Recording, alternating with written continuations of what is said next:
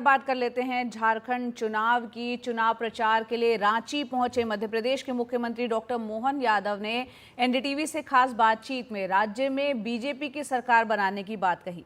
साथ ही ये भी कहा कि सरकार बनाने पर बांग्लादेशी घुसपैठियों की पहचान कर उन्हें बाहर किया जाएगा।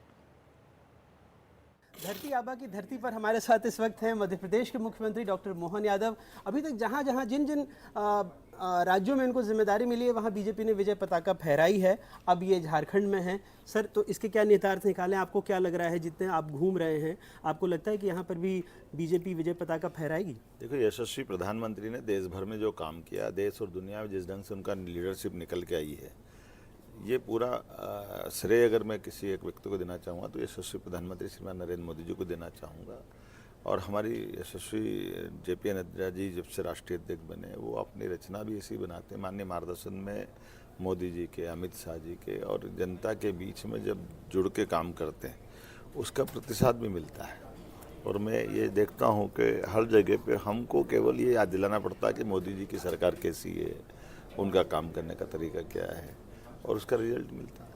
सर, पिछली दफ़ा बीजेपी को जो उसका आंकड़ा था वो कम रह गया, वोट प्रतिशत ज़्यादा अच्छा था। इस बार आपको क्या लगता है कि बीजेपी अपने दम पर सरकार बनाने की स्थिति में होगी? निश्चित रूप से, क्योंकि जैसे हेमंत सोरेन सरकार ने जो काम किया है, जिस ढंग से वो बदनामी हुई, वो जेल गए, तमाम प्रकार के झूठे वादे करके सरकार बना ली थी, जो वो एक भी पूरा नहीं कर पाए, जनता सब जानती है।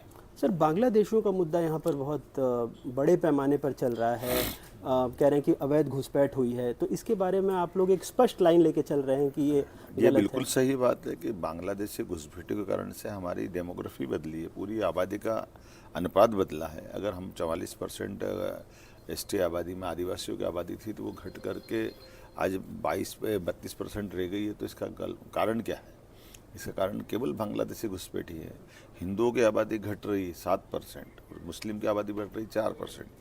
तो ये आखिर बहुत खतरनाक संकेत है। इन संकेत को समझने की ज़रूरत है। ये चुनावी दौर में इसको स्मरण करना अच्छी बात है, अन्यथा ये बहुत आगे जाकर के क्या होगा पता नहीं चलेगा। तो इसलिए झारखंड को बचाने के लिए, घुसपैठियों को बाहर करने के लिए, यशस्वी प्रधानमंत्री के हाथ मजबूत करने के साथ देश की सुरक्षा और कानून व्यवस्था के लिए आज आवश्यक है कि यहाँ पर भाजपा की सरकार बनना चाहिए। तो आपका ये बड़ा आरोप है कि आदिवासी मुख्यमंत्री के रहने के बावजूद यहाँ पर बांग्लादेशी घुसपैठियों की तादाद बढ़ रही है और आदिवासियों की संख्या घट रही है। कोई मैं क्या कर रहा हूँ, ये तो आंकड़ा दिखा रहा है। अपने आप पूरे आंकड़े देखिए। तो इस माहौल में जो जिन पे गलती है, जिनकी सरकार है, उनके समय के आंकड़े हैं। और अब तो ये अगली जनवरी में जो आंकड़े आएंगे देख लीजिए, उस समय और डरावनी स्थिति बनेगी।